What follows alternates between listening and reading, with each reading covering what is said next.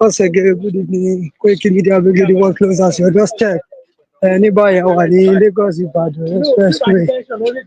Wọ́n ní láti aago mẹ́rin ìrọ̀lẹ́ ní go slow ló ti ṣẹlẹ̀ lórí express ọ̀nà Ìbàdàn Èkó sí Ìbàdàn ní tòsí NASFAT. But láti aago méje yẹn wọn ò tí ì rí láti aago mẹ́rin títí di àsìkò tá a fi ń sọ̀rọ̀ yìí wọn ò tí ì rí àtúnṣe ṣe sí i. Yeah. Òní ni Wednesday June 11, 2025. A wà lórí títí Lagos Ibadan expressway. Ibẹ̀ la ti ń report. Koikimedia bringing the world closer to your doorstep. Yeah. Láti bí aago mẹ́rin òun ni go slow yìí ló ti wà ní orí ọ̀nà Ìbàdàn Èkó sí Ìbàdàn. Ṣé ti rí i pé a ní gọ́ọ̀mẹ̀ntì nílùú yìí láti aago mẹ́rin wọ́n wà tí wà solution sí àìmọye àwọn èèyàn tó máa jẹ gbèsè inú gòtò tó ra ṣẹlẹ̀ yìí ìṣòro mọ́tò kan bẹ̀rẹ̀ wà bẹ́ẹ̀ sì tí wọ́n kó ẹlẹ́dẹ̀ ọlọ́run wọn tó ń kó lọ iná àwọn ẹlẹ́dẹ̀ wọn ti kú ṣe lọ́rọ́ mi lórí ẹ̀wù ọ̀kadà gan tó jẹ́ àwọn ọ̀kadà tó fi dìlì báyìí pọ̀ ọ̀kadà gan rí bí lọ ẹ wò ẹ ti rí ó mẹ́lẹ́sẹ̀ ọmọ ọlọ́kadà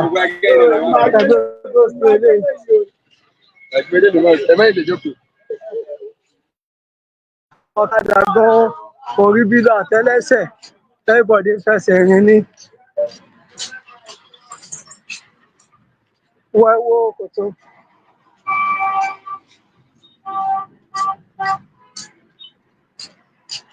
Àpò tí ń múùfù díẹ̀díẹ̀ ẹ ti rí gbogbo èèyàn tó bá bọ̀ láti Èkó pé ó lọ Ìbàdàn lálẹ́ tó bá ti kúrò lé ọ̀rọ̀ àdúró ẹ sílé tó bá dé láàárọ̀ ọ̀la kó máa lọ gbogbo everywhere ẹ̀ sìn òun ló ti wà block. Hold up lélẹ̀ kò ṣe go slow hold up lélẹ̀ ó gùn gan látago mẹ́rin kí Nigeria government má ti rí àtúnṣe ṣe sí.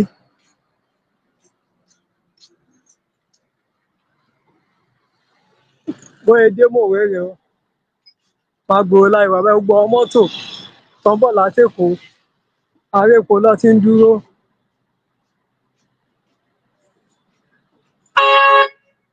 wá lọ ti ń dúró wọn dé má gbòòrò gan ṣe ti rí MFM láwà yìí wọ́n dẹ̀ ti move díẹ̀díẹ̀ báyìí. Once again, Koikimedia bringing the world closer to your doorstep. Today is Wednesday, June 11, 2025. Iwájú Church MFM lẹ́ ń wò ní Sọ́dá. A wà ní Lagos Ibadan expressway. A jẹ́ kó máa yẹ ẹ̀yin èèyàn wa tẹ̀ wá ń lé. Èèyàn tó bá fẹ́ lẹ ìpàbó ní ọ̀fẹ́ kìlẹ̀ tẹ́lẹ̀ bọ̀dí ìdúró ọdún di ọ̀la. Ọkọ̀ go slow yìí sí àtàgbo mẹ́rin ni.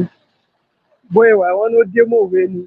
Tẹ́lẹ́lẹ́ ẹ̀yin tẹ́ bá ń bọ̀ láti bóyá Ṣàgámù Ìbàdàn ni ẹ máa sọ pé ẹ fẹ́ travel lálẹ́ ẹ dúró ẹ̀yin tẹ́ ń bọ̀ láti Ìjẹ̀bú Òde ẹ dúró síbi tí ẹ wà because go slow yẹn ó wà very terrible.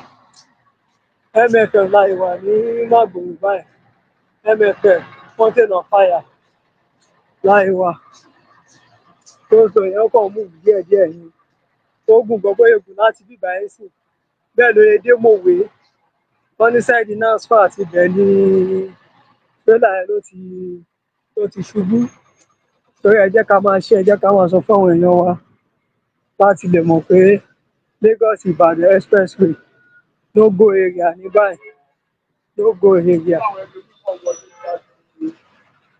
area ni o.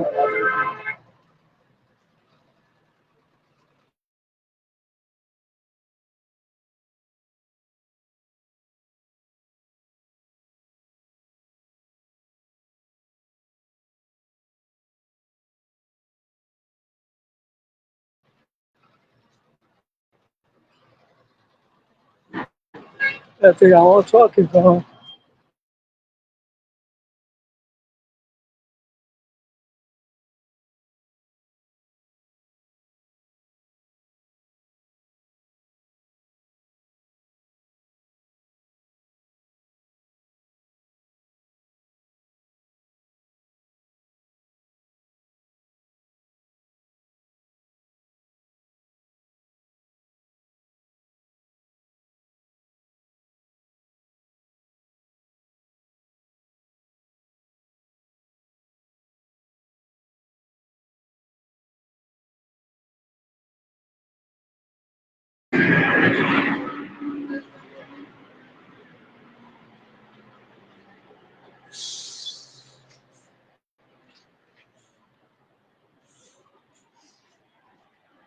Ẹ ti rí ẹ̀rí ọ̀pọ̀lọpọ̀ àwọn èèyàn wọ́n yóò fẹsẹ̀ rìn.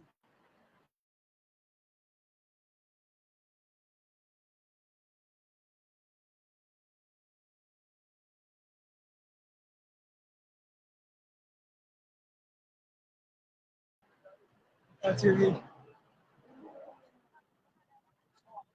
ti rí ilé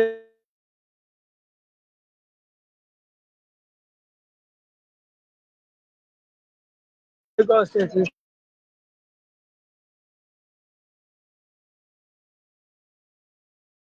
Ẹ ti rí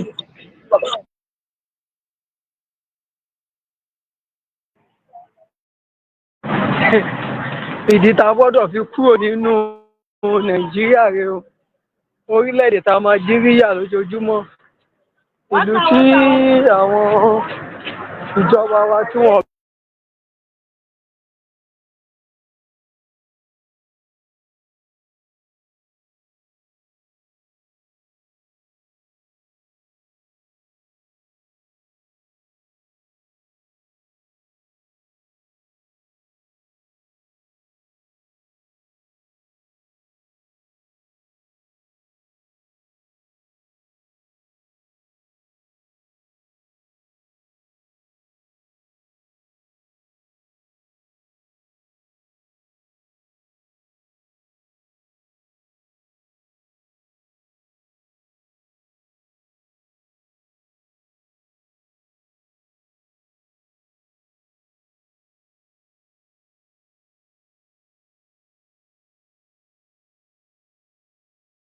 yìí gangan ni ó gbẹnu tán.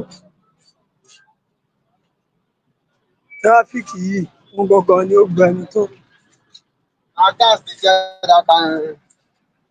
Ó gbẹnu tán ní tráfíkì.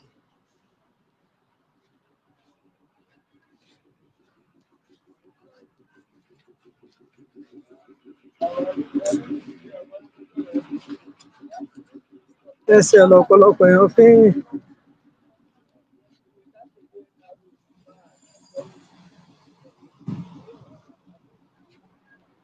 Ẹ ti rí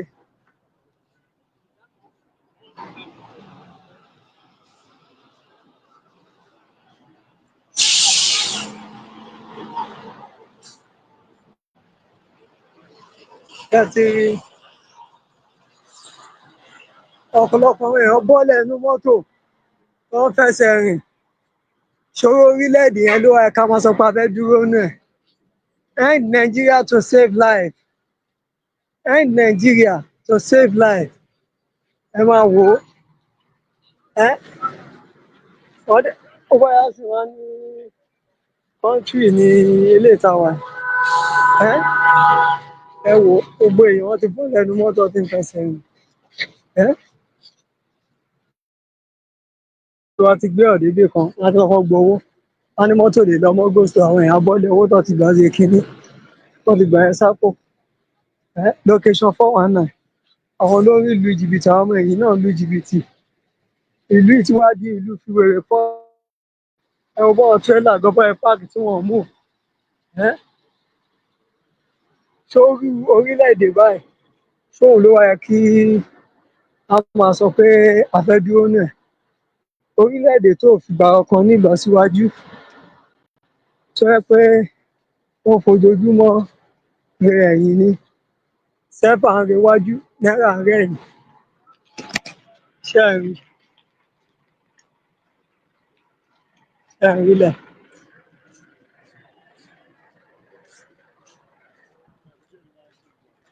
Wọ́n tó wá jobless, everybody ń fẹsẹ̀ rìn.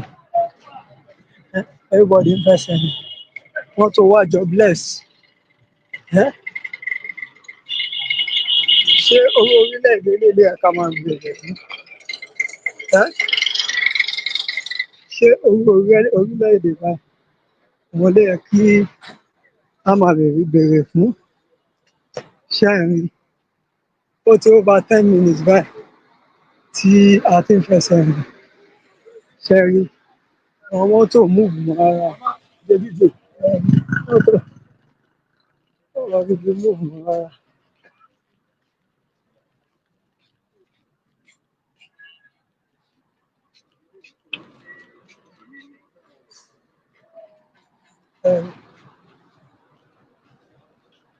Ọ̀pọ̀lọpọ̀ àwọn èèyàn fẹsẹ̀ rìn. Àwọn mọ́tò dispatcher, ọ̀kadà dispatcher ẹ̀dá ń bọ̀.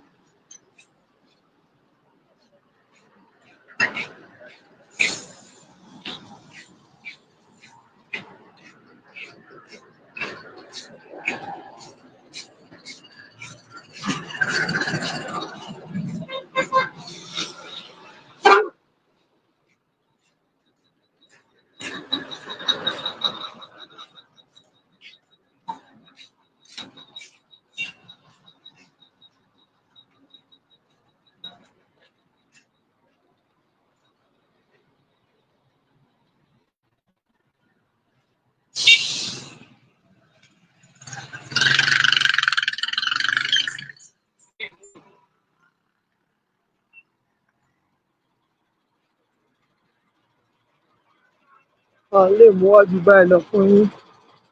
Gẹ́gẹ́ bẹ́ẹ̀ ti mọ̀ pé iléeṣẹ́ Koikimedia ibẹ̀ la ti ń dábẹ́ ẹbí, ibẹ̀ la ti ń gbọ́ ìròyìn, ibẹ̀ la ti ń mú gbogbo bóyá lọ fún yín káàkiri àgbáyé.